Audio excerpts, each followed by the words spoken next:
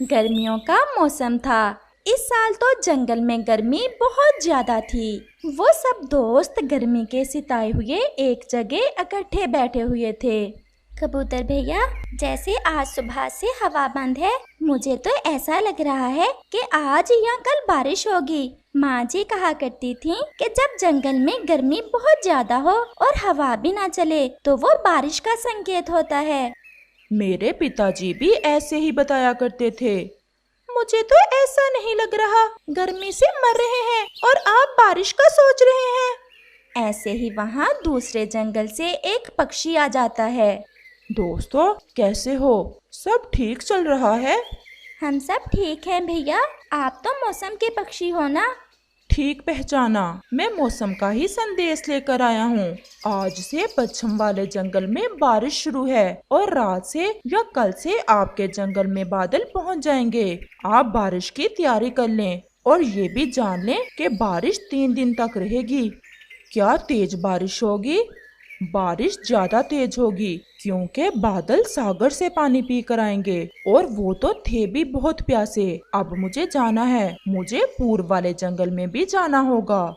ऐसे वो पक्षी वहाँ से चला जाता है।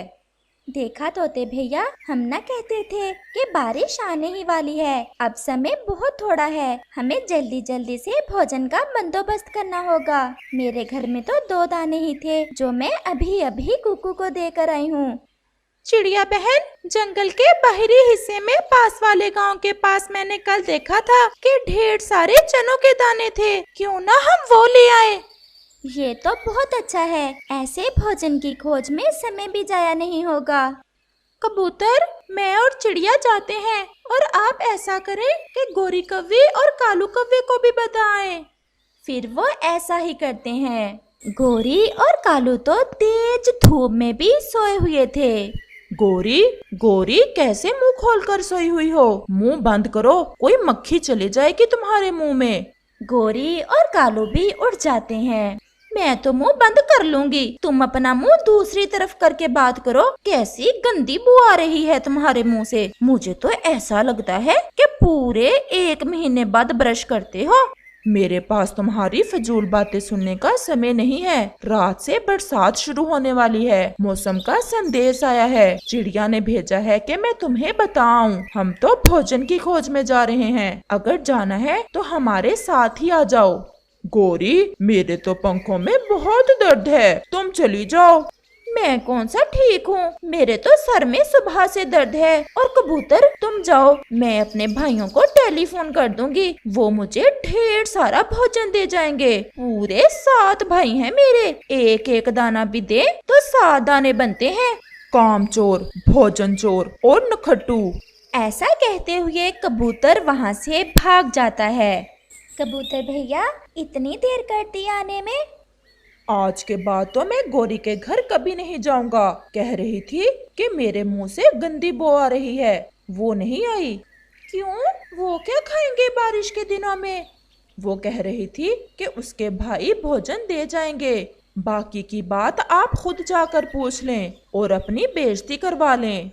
छोड़ो आप उन्हें, वो तो है ही ऐसे। फिर वो सब वहाँ से चनों के दाने लेते हैं और घर वापस होते हैं। रास्ते में चिड़िया को एक लोहार नजर आता है।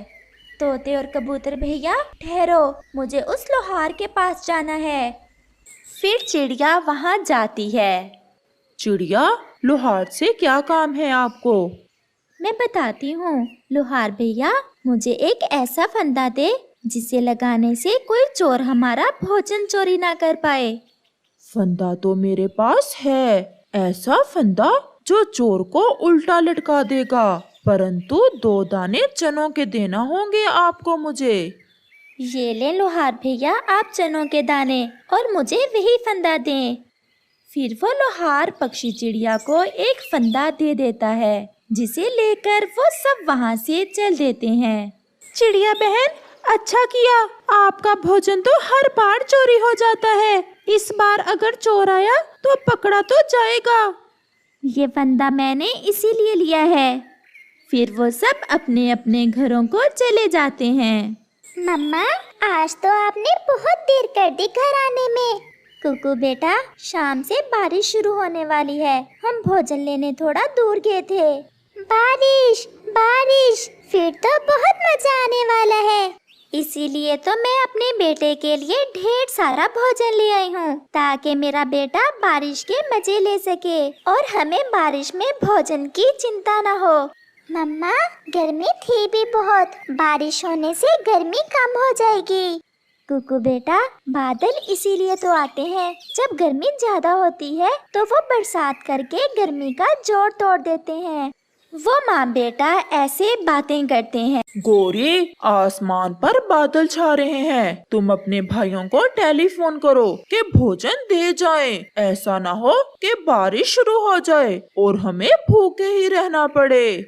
कालू जी, तुम देखना, मेरे भाई तो तेज बारिश में भी आएंगे अपनी बहन के लिए भोजन लेकर।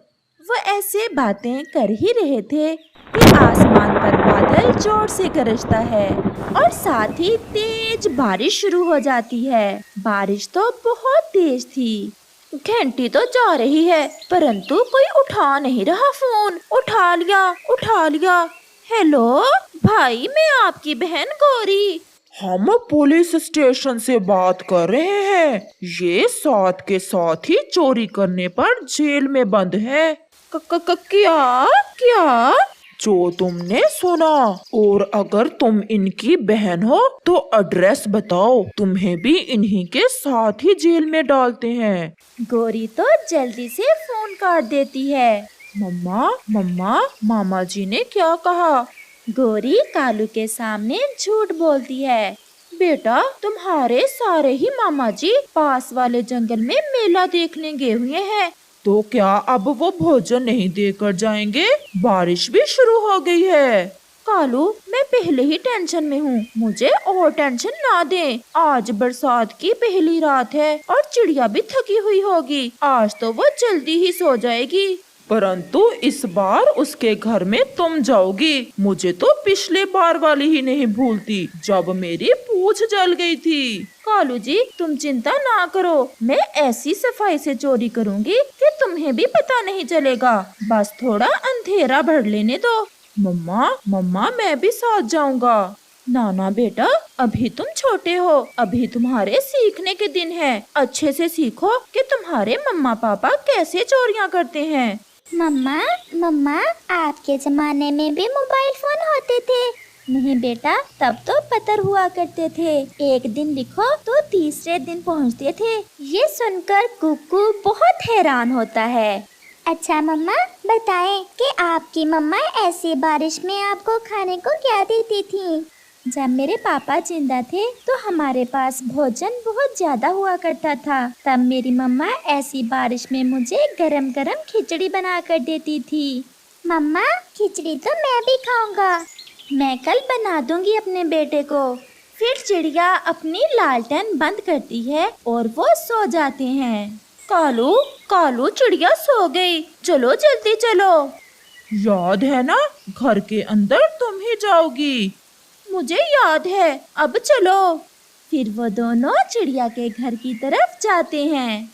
सोई हुई है चिड़िया। गौरी, वो सामने जो भोजन पड़ा है उसे ही उठा लाओ। तुम यहाँ नजर रखना। फिर गौरी चिड़िया के घर में जाती है। वो आहिस्ता से अपनी चोंच से कुछ भोजन उठाने की कोशिश करती है और एक जोर की आवाज आती है और गौरी तो उल्टी लटक जाती है। कालू तो वहाँ से भाग जाता है। बचाओ, कालू मुझे बचाओ। कालू, मुझे छोड़कर ना जाना। कौन है? कुकू, लालटेन चलाओ। मैं चलाता हूँ मम्मा। अच्छा, तो चोर पकड़ा गया। तुम्हारा साथी कहाँ है? चिड़िया खिड़की से शोर मचाती है। चोर, चोर, चोर! एक पकड़ा गया और एक भाग गया। चोर, चोर! तोता और कबूतर भी शोर सुनकर वहाँ आते हैं। चिड़िया बहन, ये तो गौरी है। इसे तो मैं देखता हूँ, बड़ी बातें करती थी कल। मुझे मारना ना प्लीज कबूतर, मुझे माफ कर दो। चिड़िया, मुझे माफ कर दो, मुझे छोड़ दो, मेरी पूंछ टूट जाएगी। कबूतर तो कैंची से गोरी की पूंछ काटने वाला था। चिड़िया मुझे बचा लो, कबूतर को बोलो चिड़िया मेरी पूंछ ना काटे। पहले बताओ फिर चोरी करोगी? मेरी पूंछ ना काटना, मेरी पूंछ ना काटना। अगर मैं फिर कभी चोरी करते पकड़ी गई तो फिर काट देना। कुकू तो ये सब देखकर हंसे ही जा रहा था और गोरी कौवी को चोरी की सजा मिल जाती है। चिड़ियों का वो जोड़ा आपस में बहुत प्यार से रहता था। उसकी शादी हुए पूरे 2 साल बीत गए थे, लेकिन उनके यहाँ कोई बच्चा नहीं हुआ था। बस इसी कारण वो चिड़िया बहुत दुखी रहती थी। फिर एक दिन वो चिड़िया अपने पति से ऐसा कहती है, भगवान का दिया सब कुछ है, घर है, भोजन है और सब, लेकिन संतान के बगैर ये सब किस काम का। रानो तुम ऐसे मन थोड़ा ना किया करो। अगर भगवान की इच्छा हुई तो भगवान हमें संतान जरूर देगा और फिर तुम देखना तुम उनसे खेला करोगी और मैं उन्हें नदी पर लेकर जाया करूँगा। ना जाने वो दिन कब आएगा। चलो अब भोजन की खोज में चलें, मुझे तो भूख लगी हुई है। और फिर वो दोनों पति पत्नी भोजन की खोज में चले जाते हैं। बांझ चिड़िया तुम हमसे थोड़ा दूर ही रहा करो, कहीं ऐसा ना हो कि तुम्हारा साया पड़ने से हमारे भी अंडे खराब होने लग जाएं। भगवान से डरो गोरी, इतना गरूर अच्छा नहीं है। क्यों ना गरूर करूं, पूरे 4 बेटे हैं मेरे और 1 बेटी, 5 बच्चों की माँ हूँ और एक तुम। ऐसी दुर्भागे, जिस पेड़ पर अपना घोंसला बनाती हो वो पेड़ ही सूख जाता है। ऐसा कहते हुए गोरी कौवी वहाँ से चली जाती है। चुप कर जाओ रानो, क्यों रो रही हो? ऐसे ताने तो हमें हर रोज सुनने पड़ते हैं। मेरी तो अब आदत ही बन गई है। तुम छोड़ो, ऐसे पक्षियों की बातों पर ध्यान नहीं देते। और फिर शाम हो जाती है और वो दोनों पति पत्नी अपने घर वापस चले जाते हैं। शाम होते ही आसमान पर गहरे बादल छा जाते हैं। बादल इतने काले थे कि ऐसा लग रहा था कि अभी बारिश शुरू हो जाएगी। गोरी मैंने तुमसे कहा भी था कि मौसम खराब है, लेकिन तुमने मेरी एक ना सुनी और मुझे पहाड़ों पर ले आई। इसमें मेरा क्या दोष है? मुझे कौन सा पता था कि मौसम ऐसे खराब हो जाएगा। और फिर ऐसे ही तेज बारिश शुरू हो जाती है। अब बस थोड़ी देर बारिश के रुकने का इंतजार करना होगा। अगर हम उड़े तो बारिश में हमारे पर गीले हो जाएंगे और हम गिर भी सकते हैं। लेकिन कालू, मेरे बच्चे न जाने किस हाल में होंगे। वो घर में हैं और वो सुरक्षित हैं। तुम बच्चों की चिंता ना करो। और फिर बादल जोर से गरजता है और एक बिजली सीधी उन दोनों पर गिरती है। कालू कौवा तो दूसरी सांस नहीं लेता और वहीं मर जाता है और गोरी कौवी का पूरा शरीर जल जाता है। वो मरी तो ना थी, लेकिन वो बहुत ज्यादा घायल हो गई थी। कुछ देर बाद बादल चले जाते हैं और बारिश रुक जाती है। कबूतर अपने घर वापस लौट रहा था कि उसकी नजर गोरी कौवी पर पड़ती है। वो तुरंत वहाँ आता है। गोरी, गोरी क्या हुआ? तुम इतनी ज्यादा घायल कैसे हुई? और ये कालू तो ठीक है, इसे क्या हुआ है? कबूतर, आसमान से बिजली गिरी और सब खत्म हो गया। मेरा कालू, मेरा पति मर गया और मेरा शरीर जल गया। कबूतर, मेरी कुछ ही सांसें बाकी हैं। किसी तरह मेरे बच्चों तक मुझे पहुंचा दो। मैं मरने से पहले एक बार अपने बच्चों को देख लूं। बड़ी गलती की तुम दोनों ने, जो ऐसी बारिश में पहाड़ों की तरफ आए। और फिर कबूतर गोरी को उठाकर उसके घर की तरफ चला जाता है। मम्मा, मम्मा, हमारी मम्मा को क्या हो गया? बच्चों, तुम्हारी मम्मा जल्दी ही ठीक हो जाएगी। तुम चुप कर जाओ। हम पक्षियों की जिंदगी में ऐसा होता ही रहता है। ऐसा कहते हुए कबूतर वहाँ से चला जाता है। बच्चों, मुझे ऐसा लग रहा है मैं अब जिंदा नहीं रहूंगी। मामा, ऐसा ना कहें, आपको कुछ नहीं होगा। और फिर ऐसे ही सारी रात गोरी और उसके बच्चे रोते रहते हैं और फिर सुबह हो जाती है। रानो चिड़िया, कुछ पता चला है तुम्हें? क्या कबूतर भैया, क्या हुआ? रात को कालू कौवे और गोरी कौवे पर आसमानी बिजली गिरी। कालू तो वहीं मर गया और गोरी बहुत ज्यादा घायल हो गई है। मैं उसे उसके घर छोड़ आया था रात को। ये तो बहुत बुरा हुआ कबूतर भैया। गोरी के 2 छोटे छोटे बच्चे हैं, वो तो अपने मम्मा पापा के बगैर अभी रह भी नहीं सकते। चलो कबूतर भैया, हम जाते हैं गोरी की तरफ। और फिर कबूतर और चिड़िया गोरी के घर की तरफ चले जाते हैं। मुझे तो कबूतर भैया ने बताया है। कालू का सुनकर बहुत अफसोस हुआ। रानो, मेरे बच्चों का क्या बनेगा? भगवान सब अच्छा करेगा। तुम जल्दी ही ठीक हो जाओगी और अपने बच्चों के साथ फिर से इन फिजाओं में उड़ोगी। रानो, मुझे माफ कर दो। मैंने हमेशा तुमसे लड़ाई की और कभी कोई अच्छा काम नहीं किया। ये सब मुझे मेरे किए की सजा मिली है। और फिर ऐसा कहते हुए गोरी भी मर जाती है और तोता भी वहाँ आ जाता है। अब कैसी है गोरी? गोरी तो मर गई। दोनों ही पति पत्नी मर गए बेचारे। ये तो बहुत बुरा हुआ। मम्मा, मम्मा आप बोल क्यों नहीं रही हो? मम्मा आप बात करो हमसे। रानो, अब इन बच्चों का क्या होगा? इनकी रक्षा कौन करेगा और कौन भोजन लाकर देगा इन्हें? अब हमें ही मिलजुल कर कुछ सोचना होगा इन बच्चों का। मेरा तो घर भी छोटा है और मैं अकेला इन बच्चों को भोजन भी नहीं लाकर दे सकता। मेरी बेटी अभी छोटी है। अगर वो बड़ी होती तो मैं ही ले जाता इन बच्चों को अपने साथ। तुम इन बच्चों की चिंता ना करो, मैं इन्हें अपने घर ले जाती हूँ। मैं पाल लूंगी इन सबको।